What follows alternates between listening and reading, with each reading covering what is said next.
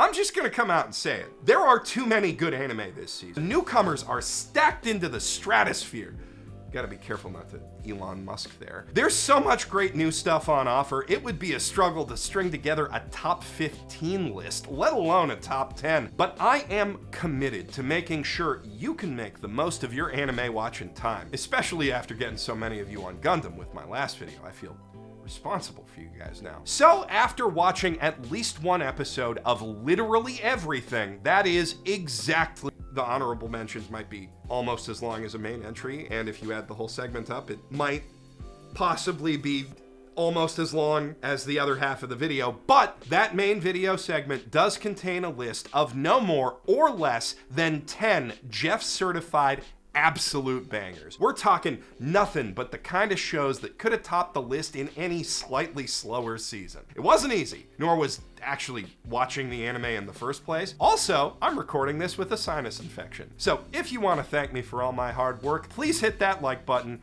and leave a comment saying which show you're most excited for. These are the ones to watch for spring 2025, brought to you by Rosetta Stone, the handy-dandy immersive language app that lets you learn Japanese and 24 other languages where and whenever you want on your phone, tablet, or PC. With bite-sized lesson plans designed to draw direct connections in your brain between the words you're learning and the ideas and concepts they represent, the same way that we learn as babies. Thanks to Rosetta Stone's true accent technology helping me fix my pronunciation, I no longer completely embarrass myself talking to Tokyo's taxi drivers and convenience store workers, and I even ordered food for everyone the last time some of my friends came to town. Also, I watched one of the anime in this video in a theater without subtitles and understood at least 30% of it. If you click my link in the doobly-doo or scan this QR code, right now you can get over 60% off lifetime access to not just Rosetta Stone Japanese, but all 25 of their language programs. One payment to help you fit in wherever in the world life takes you next. What are you waiting for? Whether you're looking to level up your anime watching game or you're an American superhero hoping to redeem his scandalous past by working in Tokyo, Rosetta Stone can help make it happen. And that last point may or may not have anything to do with today's first recommendation. My Hero Academia is an anime that needs no introduction, but its new spin-off, Hero Aka Vigilantes, probably could do with one, especially for folks who don't like the original all that much and might otherwise miss out on this more personal, character-driven hero story. That story follows Koichi Himawari, yet another All Might fanboy who couldn't make it into UA, who takes up his hero's mantle in a different, more literal way, using officially licensed All Might hoodies to disguise himself as the unlicensed underground hero, the Crawler, and stop baddies with his power to slide on stuff pretty fast. There's a reason he couldn't make it into UA. He's aided by Popstep, a cute indie idol with the power to jump real good, and their vigilante mentor, Knuckle Duster, a man with the power to own a pair of knuckle dusters and hit guys with them pretty hard.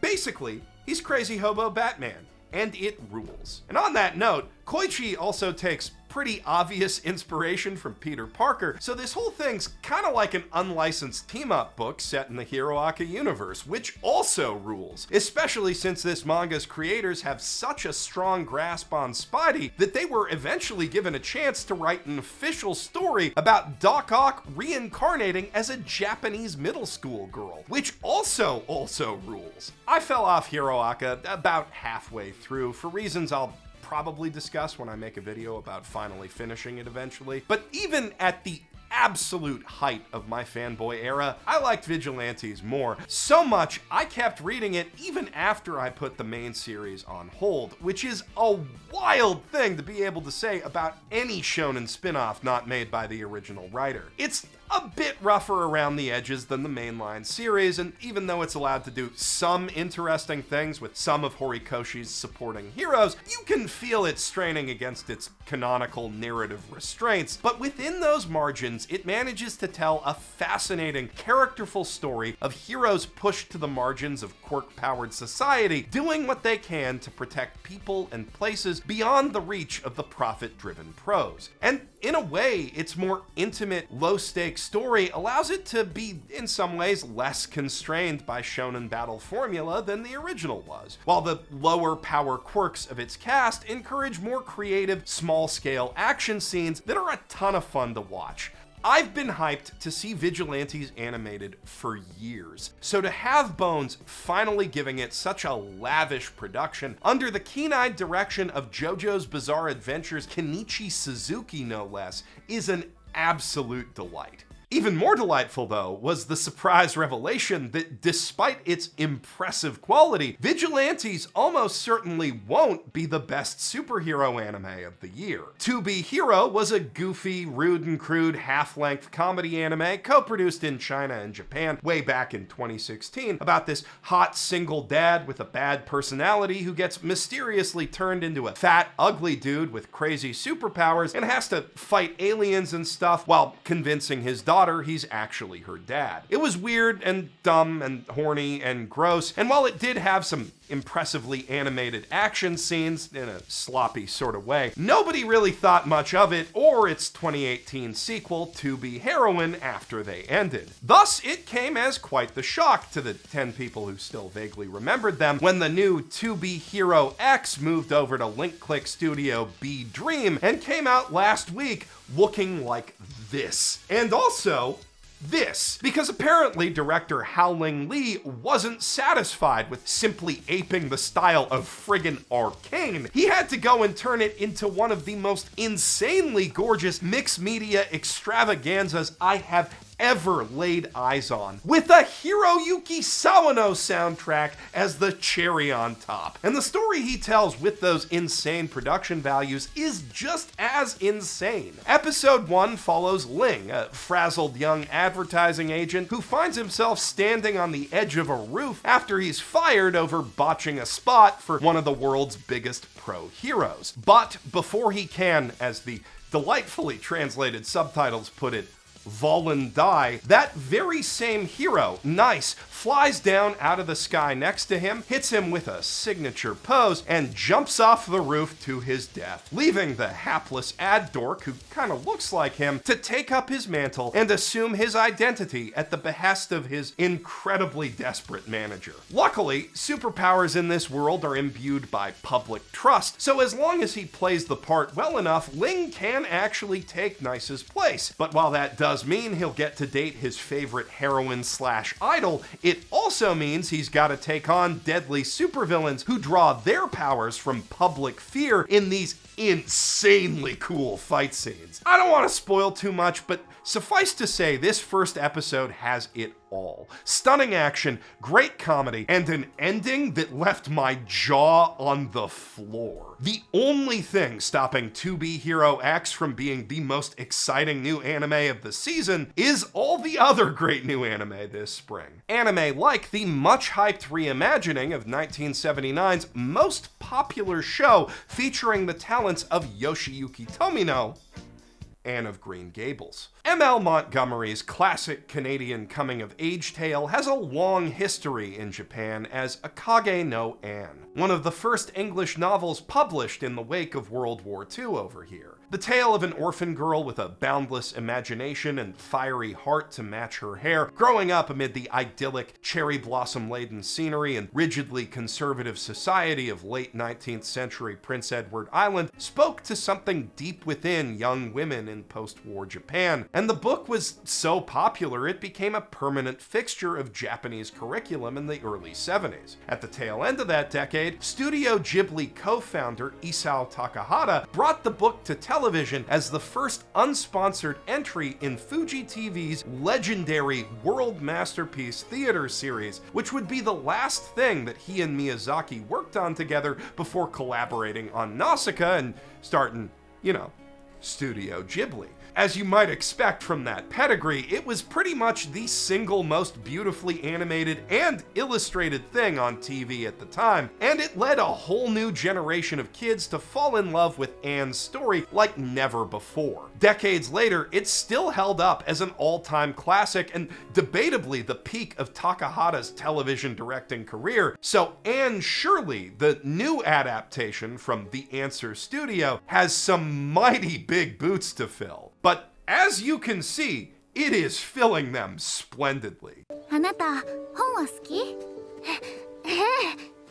私は夢中になると一日中読んじゃうの。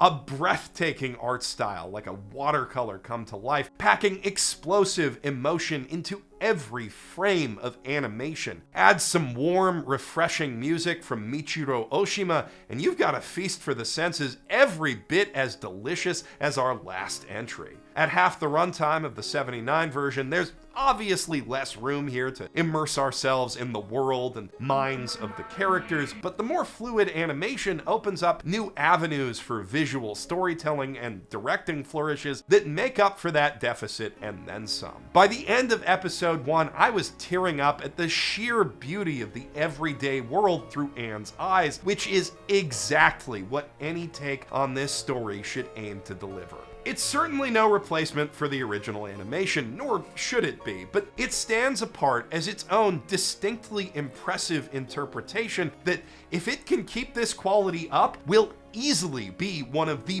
best anime of this year. But it's not the only gorgeous reboot of an old school show we're getting this season. Yaiba Samurai Legend readapts Detective Conan creator Gosho Aoyama's classic shonen battle manga of the same name for the modern day, with off-the-wall animation spearheaded by Yoshimichi Kameda, the mad genius who made Mob Psycho 100 look like that. The actual story of Yaiba is pretty simple. Our titular hero is a samurai in training, raised in the jungle by his deadbeat kendo master dad and trained to fight gorillas and tigers until one day they accidentally fall in a crate full of bananas and get shipped back to Tokyo. There, Yaiba's dad immediately dumps him at the house of his old kendo rival, who happens to have a daughter Yaiba's age. そうなのかよ。変わった袴だな。Remind anyone of Ranma, and the kid goes around Tokyo challenging kendo masters to fights until one of them turns into a demon king. Hate it when that happens. So yeah, it's pretty much just dumb fun action for kids, but the animation is so much fun that comes off as a compliment. If you're looking for a deep, resonant story with thoughtful themes and rich characters, look at almost any other anime on this list. But if you want to see some stupid cool sword fights, you are in the right place. And you should stay right there, because from Old Country Bumpkin to Master Swordsman will give you plenty more cling-clangy goodness to enjoy. Although, its sword fights are a lot more technical and impressively well-researched, so maybe I should be saying smart cool? Probably not, considering this is yet another fantasy anime about an overpowered dude with low self-esteem who suddenly earns the respect he's always deserved, and also a whole harem's worth of scantily clad warrior women along with it, though he is far too oblivious to pick up on any of them flirting with him. 私の家に住むというのはダメかなと。いや、それはダメでしょ。びっくりさせないでほしいな。都会で暮らすと冗談の切れ味が上がるのかな。And at least it's not an especially stupid one of those things. Beryl Gardnant isn't some support class schmuck who does all the work for a party too dumb to appreciate him, or some loser with a trash skill he hasn't realized is secretly goated actually. He's just a regular old sword fighter, albeit a pretty good one, leading a humble life as a dojo master way out in the sticks, where his parents constantly pester him to go into the city and get them some grandchildren already. A wish they think might finally be granted when his former pupil, Knight Commander Alucia Citrus, asks him to come to the city and work as a special instructor for the kingdom's army.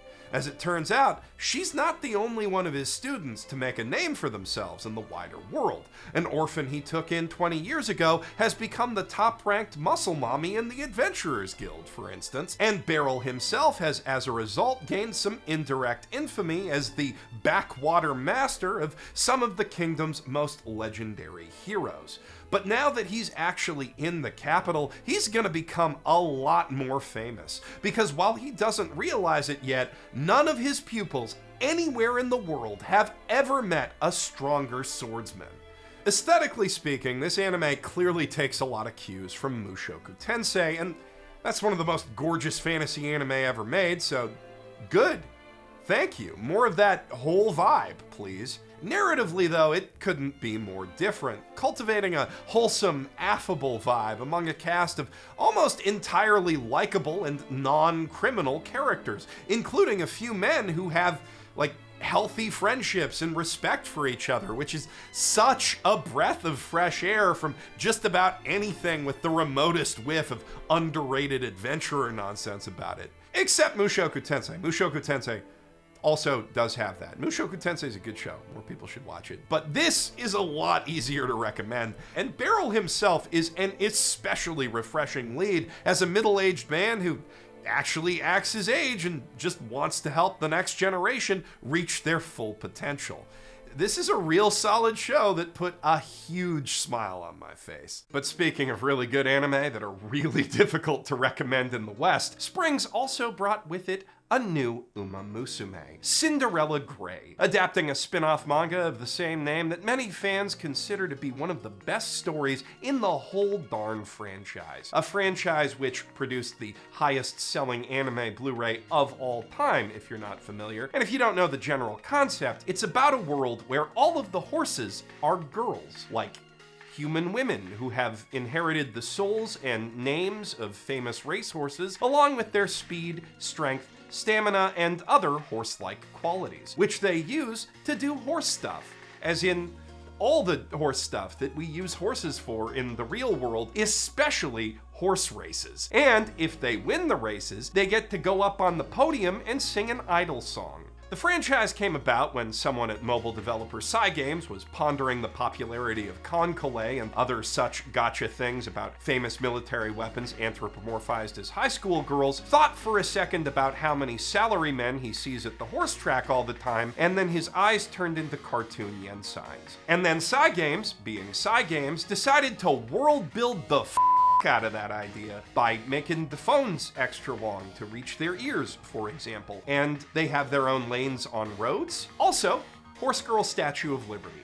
It's delightful, but maybe also a touch impenetrable to newcomers at this point, especially if those newcomers aren't already into idol-type stuff, and that's where Cinderella Grey comes in, telling a much more serious sports drama story starring a whole new cast of characters overflowing with big dumb shonen energy, even though it's technically a seinen, set within the Uma Musume world. Our heroine is Oguri Cap, a poor young horse girl from the wrong side of the horse track who grew up sickly, with weak knees she could barely stand on, let alone run. But with her mom's help, she slowly strengthened those joints, and once she could carry herself on her own 2 feet, she became obsessed with racing.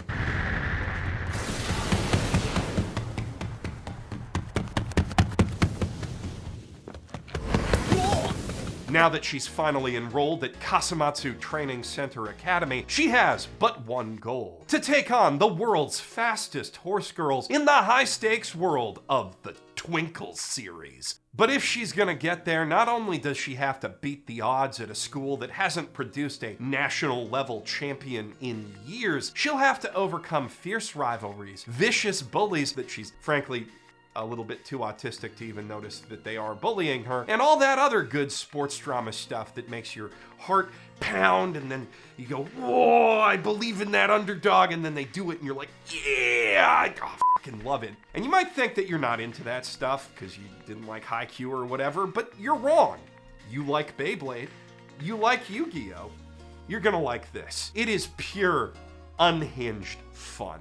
Just feast your eyes on this animation, man. They spared no expense. One of the things I respect most about Cygames is how they never let the fact that they're making glorified gacha commercials stop them from producing the most insanely cool stuff.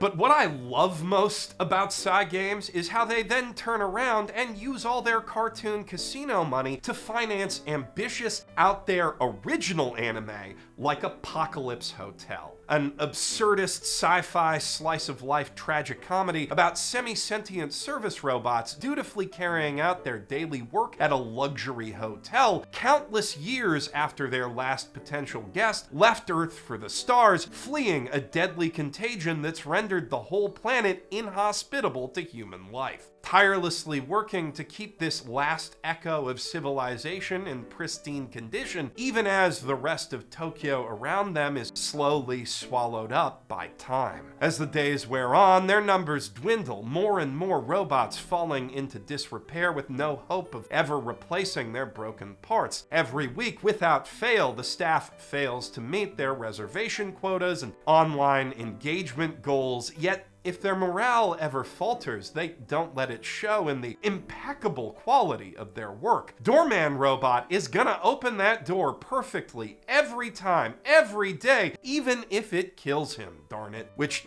it increasingly seems like it will. Yachio, their manager and the last remaining full-flesh android in the hotel, fully intends to keep it fully operational for the day when they do see guests again, which is gonna be today for sure. She's got a really good feeling about it. So there's nothing Sisyphean at all about turning down every eternally unoccupied bed every day, dusting off all the fittings, taking stock of every amenity, and oh, hey, this room's missing a shower cap. Huh. Guess nothing means anything after all. There's something existentially profound in this show's concept. It's a story that really makes you think. But beyond that, and above it, it's an anime that really makes you smile, with a warm, inviting atmosphere, lovable characters with great designs, lavishly painted, stunning backgrounds, and an absolutely incredible sense of humor. It could have easily gotten all wall-gazy about the fate and nature of humanity, but instead it has some fun with these goofy little robots and the fundamentally absurd nature of their whole horrifying situation. If you like your anime artsy but not pretentious, Apocalypse Hotel might be one of your favorite things this year. And if you find existential crises in ostentatious buildings appealing, then you might also enjoy Rock is a Lady's Modesty, a classically styled Yuri anime set in the traditional elite all-girls academy with an obligatory old abandoned schoolhouse out back, where a few girls with very special connections go to get hot and sweaty and really loud. As the daughter of a deadbeat rocker boy, Lilisa Suzunomiya was born to shred, but she hung up the axe after her mom remarried to an obscenely wealthy real estate magnate, determined to become the sort of refined, delicate young lady who truly belongs in high society, so that no one within high society will ever question her mom's place there ever again. Aiming to become the one and only noble maiden, the highest honor bestowed by Sakura Gokuro Academy, she molds herself into an ace student with impeccable taste and manners, the envy of every girl in her class's eye, except, that is, for the prim and proper princess Otoha Kurogane, daughter of a top Japanese politician and the undisputed idol of their entire grade. A young woman with an effortlessly elegant affect that belies a shocking secret. Otoha rocks hard. Every evening in the music room of that old schoolhouse, she beats her drums like a dummy mommy punishing a bad, bad girl. Lily's metaphor, not mine. And when Suzunomiya stumbles in on her, she instantly clocks the twin-tailed tsundere's shredding skills just from looking at her calloused, supple fingers. Then, after the inevitable jam session, the other shoe drops. This ain't just Yuri, it's toxic Yuri. この不燃ゴミがそんなギターやめちまえ Yum. Lilisa tries to stay away to keep up her fancy facade, but rock is in her soul, and despite the abuse and her better judgment, she just can't say no to what Otoha does with her hands. Hard to blame her when they mocapped members of Bandmaid for the musical performances in this show, which should tell you a thing or two about just how much went into producing this thing. Bandai Namco Pictures really pulled out all the stops. And hey, if you like sunrise animation and lesbians, this is a really good season for you. After Witch from Mercury set the internet ablaze last year, Mobile Suit Gundam gee-quacks is the second Gundam series ever to feature a female protagonist. Amate Yuzuriha, an ordinary high school girl on an ordinary space colony who has a chance encounter with a black market courier posing as an Uber Eats runner and is subsequently sucked into the illegal underground world of clan battles. Brawls between decommissioned military surplus mobile suits that have become all the rage on the interplanetary intranet of this grimdark post-Big Space War world. Animated at Hideaki Anno's studio Char under the direction of his longtime collaborator Kazuya Tsurumaki, the series promises an inventive, subversive, gorgeous, and exciting new take on anime's most enduring and influential sci-fi dynasty, which I probably don't have to tell you to check out if you're a Gundam fan already, or if you watched my video last week. But if you're not, or you haven't seen what many are calling my best video ever yet, or you just haven't gotten around to gee-quacks yet, this is definitely an anime that Gundam fans will want to go into blind. So I'm gonna give you a little spoiler warning here before telling you exactly what makes it so cool, to give you time to skip the section and go watch it for yourself, preferably after watching the entire original Gundam anime, like I said in my last video. But if you're not worried about spoilers, the cool thing about gee-quacks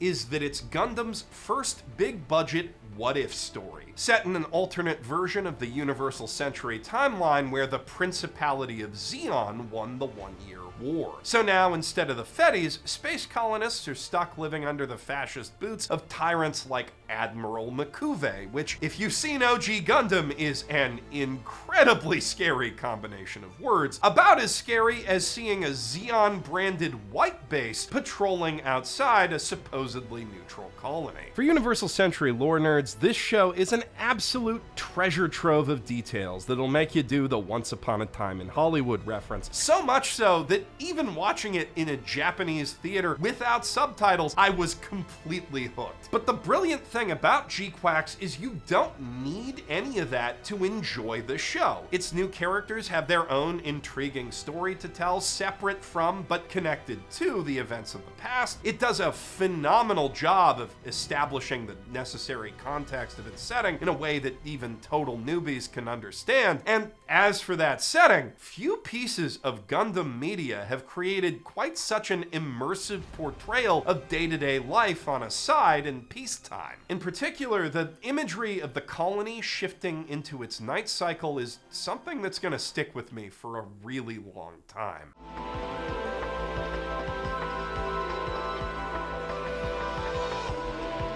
My only quibble about the whole show is that Ikuto Yamashita's mech designs are perhaps a little too Ava-fied for Gundam. Personally, I like them, but I know a lot of people who don't, and it is probably going to result in some very controversial model kits. But if that's the only thing to complain about, you know you're in for some good-ass Gundam. Speaking of classic Sunrise animated sci-fi though, the top rec in my top 10 for the season, the latest collaboration between Studio Mappa and the director who first put them on the Mappa, Cowboy Bebop director Shinichiro Watanabe. Lazarus is a brand new original anime series commissioned by Adult Swim under the directive that Watanabe could make whatever the hell he wanted so long as it wasn't too goofy, which is a bit disappointing as an enjoyer of dandy guys in space, but I can't complain too much when it means we're getting one of anime's greatest directors teaming up with John Wick's Chad Stahelski to make a parkour-fueled action thriller about an opioid-induced apocalypse. Well, the prescription painkiller crisis is clearly the main inspiration for the show's plot, in which the creator of a miraculous superdrug called Hapna reveals he designed it to kill everyone who used it after 3 years in their bloodstream. But the lackadaisical way mankind reacts to the proclamation of our impending doom, mostly carrying on like everything is normal, seemingly convinced that someone somewhere is gonna fix it before it really becomes a problem in just 1 month, equally echoes the early days of the pandemic. It's a well-observed commentary on human nature, like all of Watanabe's work, wrapped up in a rip-roaring, action-packed, and infectiously musical package of that anime good shit. What's with the getup? Is that prisoner outfit some type of fashion trend or what? What kind of moron would be that stupid? As we follow an elite squad of prison escape artists, hacker, drone pilot kid, sexy motorcycle chick, etc., on their journey to track that drug's elusive creator down and beat the cure out of him before time runs out, explosive fights and free-flowing chases bleed into each other organically, every movement timed masterfully to the jazz fusion score to create the sense of synesthetic momentum that defines bebop, shampoo, and all of Watanabe's best work. Each scene, action, or otherwise, working subtly to establish the charming cast of characters and the world around them. It's already a top contender for slickest anime action of the year, and we haven't even really seen what Stahelski's gonna bring to the table in terms of fight choreography yet. Some folks are understandably reticent to trust a cool new Adult Swim thing after how Ninja Kamui and Uzumaki went down, and the, at this point, mandatory dub definitely isn't helping those first impressions. Although if the choice to make everyone sound kind of sleepy because they're all on painkillers was intentional, that still probably wasn't a very good idea. It's just not a great dub. But I personally have never once been disappointed by the choice to let Shinichiro Watanabe cook, and I fully expect this to be another all-timer when all's said and done, because dude doesn't really know how to make any other kind of anime. With that said, all is nowhere near said and done for spring's anime lineup, which is so loaded with the good stuff that I have no choice but to throw a bunch of honorary ones to watch on top of the bargain bin. Shows that would have been good enough to make the top cut basically any other season, but fell just short of the insane lineup that we just got done running through. Kowloon Generic Romance was one of my most anticipated shows of the season, a seinen series about an odd couple of real estate agents working in a far-flung future where Kowloon Walled City somehow still exists. Reiko Kujirai and Hajime Kudo flirt and fight relentlessly on company time, their personalities clashing in ways that make each day electric, though Kudo is cagey about his love life outside the office, and when Reiko looks into that, she stumbles into a surreal sci-fi mystery beyond her wildest imagination. Unfortunately, the pacing of the adaptation is rather on the brisk side for my tastes, about one manga volume per episode, leaving less time than I'd like to really luxuriate in the nostalgic Kowloon vibes the show aims to curate. But the first episode makes smart choices with what to cut, so it doesn't feel too rushed, and the characters and plot remain charming and intriguing even with everything that's been trimmed. Plus, the whole thing is animated beautifully, with an especially impressive attention to detail in the backgrounds. Also, Reiko's like top 10 hottest anime women I've ever seen, so that's a huge point in its favor. Even with all the adaptational compromises, this still feels like an 8 out of 10 version of a 9 or possibly 10 out of 10 story, and its position just outside of my top 10 is no knock against it, only a testament to how packed the field around it really gave off. And if I had a nickel for every anime this season about a teenage witch with 1 year to live, insert Doofenshmirtz clip, because that's also the premise of Once Upon a Witch's Death. The story of a bubbly and friendly apprentice witch with a sort of Snow Whitey relationship to woodland creatures who learns on her 17th birthday that she's been cursed to do the Private Ryan Matt Damon meme as soon as she turns 18. Her only hope of survival is using all of her magic know-how to bring miracles into the lives of everyone she meets, collecting 1,000 tears of pure joy along the way within the next year, which can be used to craft a magic cure. That works out to a little less than 3 lives changed per day though, so she's certainly got her work cut out for her on an adventure that's sure to take you through some incredibly sad short stories, which,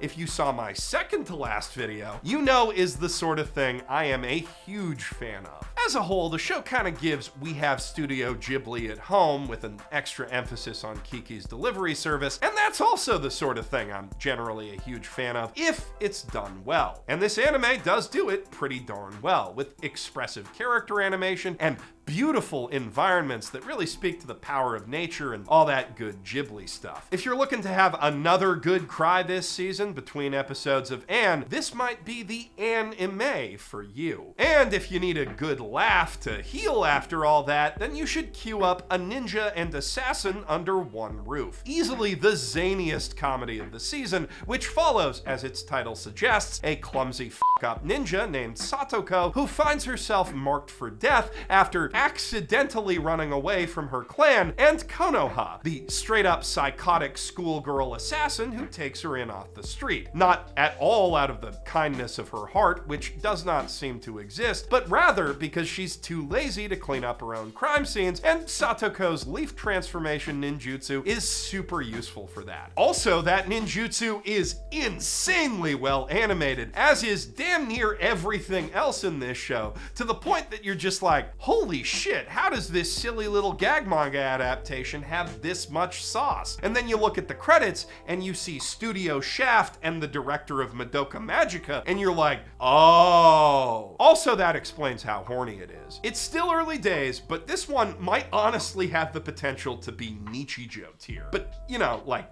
horny, violent Shaft Nin-chijoh, which might be better. So why the hell isn't this in the main list? Because there are too goddamn many amazing anime this season, that's why. And even though I was super impressed with how willing this show is to take the coolest, cutest character design you've ever seen and just instantly murder her for the sake of one quick joke, twice in one episode, if you put a gun to my head and demanded that I choose just one toxic Yuri comedy, I'm keeping the one that name drops Linkin Park every time. And I'm not sorry about it. Just like Konoha isn't sorry when she takes a job to kill her best friend's dad in episode 1, and that happens so fast. Holy, girl's really f***ed up. Look, the anime competition this spring is so fierce, I had to put Sword of the Demon Hunter in these honorable mentions, even though it's one of them Oshinoko style prestige anime with a swagged out hour-long mini-movie premiere, which was really good, an impeccable blend of slick action, Shakespearean tragedy, immersive visual world building, and even a touch of genuinely effective horror that left me eager to see the next chapter of its story, which is about this cursed half-demon samurai on a century-long epic historical fantasy quest to right the wrongs of his past and avert the prophesied end of humanity at the hands of a mighty demon queen he helped create. Brilliant stuff. Utterly pulse-pounding and profoundly thought-provoking. This show has me enthralled. If you f*** with Demon Slayer or Inuyasha or Dororo or anything in that ballpark, you should absolutely watch Sword of the Demon Hunter. But there are 2 other anime on the list with better, or at least subjectively more appealing to me, sword fights, and the first episode had a weird time skip moment that was a little confusing, just a little confusing, but that's the arbitrary criteria I had to use to cut it and maintain my arbitrary self-imposed limit. I mean, let's be real, this is already a top 15 list in all but name, is what I'd say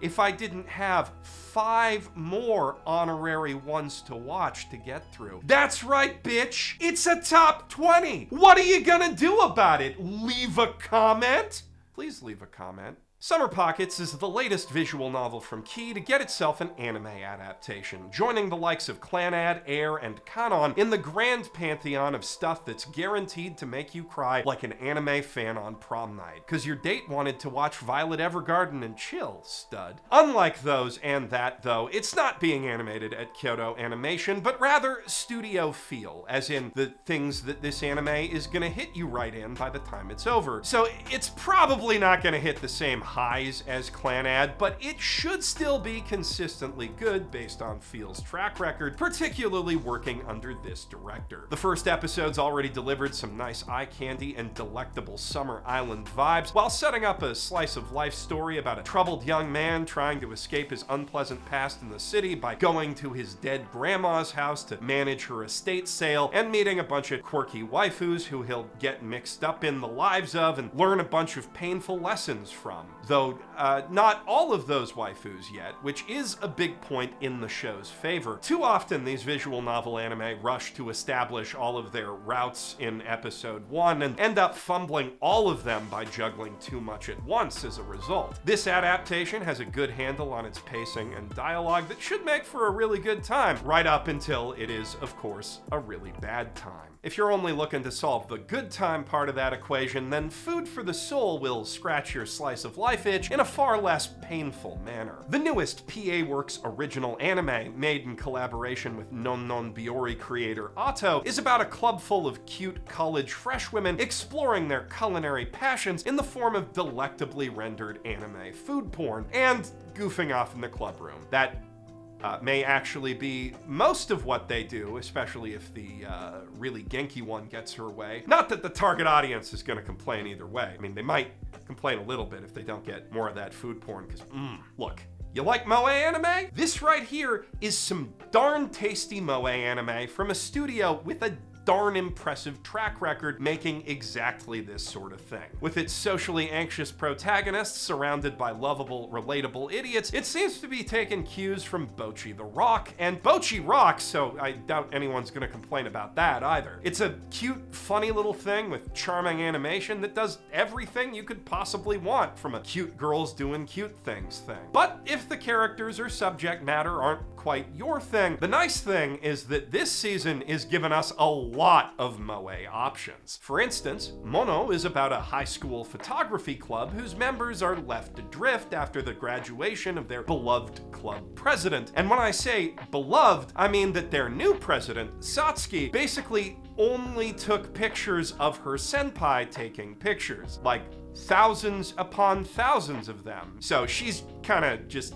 spent the entire semester so far lying under the clubroom desks in the fetal position. And the other member, Anne, only joined the club so that she could take pictures of Satsuki, and nobody's really getting much done at the moment. Hoping to find some new motivation, the girls decide to go get themselves some fancy new action cameras to replace the smartphones they've been using, one ultra-portable GoPro type dealie, and one fancy 360-degree device. And in the process of acquiring those cameras from an online auction site, they end up befriending a local mangaka who wants them to serve as models for her new Cute Girls Doing Cute Things yonkoma about teenage idiots with action cameras, which is maybe a little too meta, but also as good an excuse as any, I guess, to just get them out of the house and in a terrifying car ride to various pretty places and things that they're gonna take pictures of. Of all the moe anime this season, Mono definitely impressed me the most with its sense of humor and the expressive quality of its animation. So if you appreciate laid-back vibes and scenery porn a la Laid-Back Camp, this one's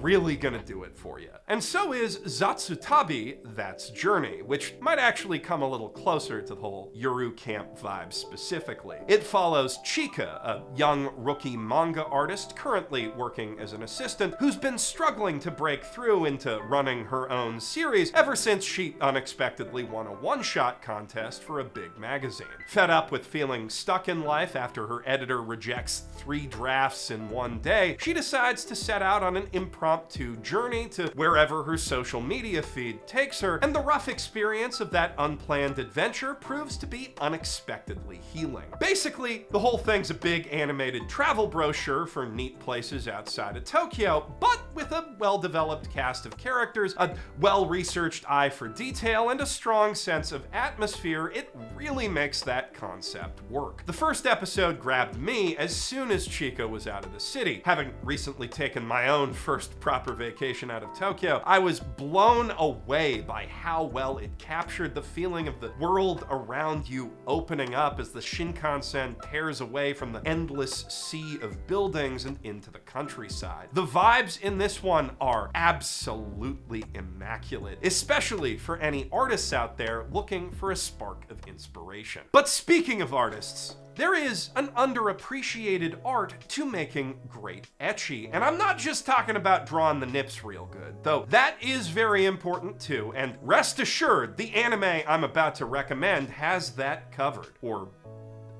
uncovered. The best ecchi goes beyond simply saying, hey look, a naked anime girl, to take advantage of the complete lack of narrative restraint that comes when you open with saying, hey look, a naked anime girl. Takamine-san is one such anime girl, and Please Put Them On, Takamine-san is one such anime. The them in question is panties, because of course it is. And the reason we're asking her to put them on is she's not wearing any, because of course she isn't. But the reason she's not wearing any is that she has a motherfucking stand power called Eternal Virgin Road that lets her rewrite time itself by stripping, which she's used to get perfect scores on every single test and reign supreme as the school's greatest athlete plus the student council president, unbeknownst to any of her classmates until a certain loser virgin named Shirota accidentally sees her tits in the gym equipment room, which allows him to remember prior timelines, because of course it does. But all of that fits perfectly well into Takamine's grand keikaku. She can only fit so much lingerie into her own bag,